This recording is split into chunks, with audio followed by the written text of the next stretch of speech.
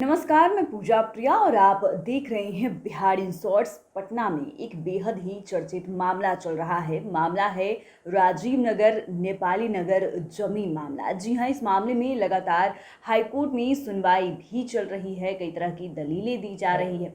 लेकिन इसी बीच बड़ी खबर आपको बता दें कि हाईकोर्ट ने भू माफियाओं पर शिकंजा कसने की ठान ली है। हाईकोर्ट अब भू माफियाओं को सबक सिखाएगा।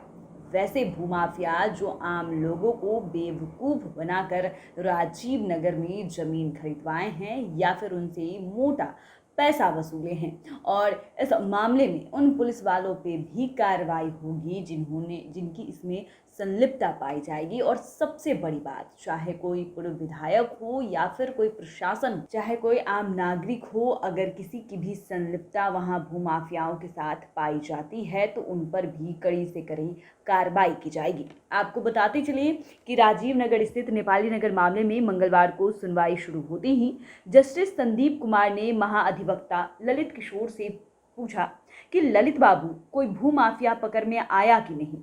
उन सबको सबक सिखाना जरूरी है।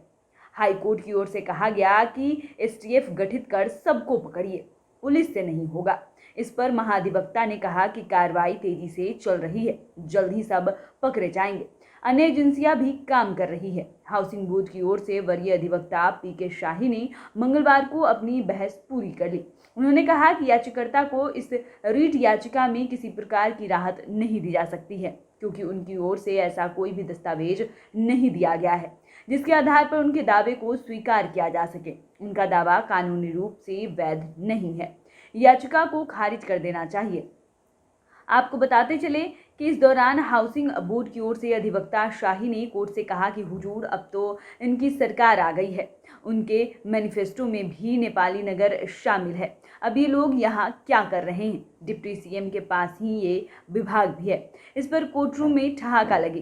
कोर्ट मित्र एमिकस क्यूरी संतोष कुमार ने याचिकाकर्ता के पक्ष में बहस करते हुए कहा कि राज्य सरकार और बोर्ड की कार्रवाई 2010 एक्ट स्कीम और नियम के प्रावधानों के विपरीत है। उन्होंने कहा कि मुआवजा दिए बिना या वैकल्पिक व्यवस्था किए बिना नेपाली नगर के निवासियों को हटाना या मकान तोड़ना गलत है।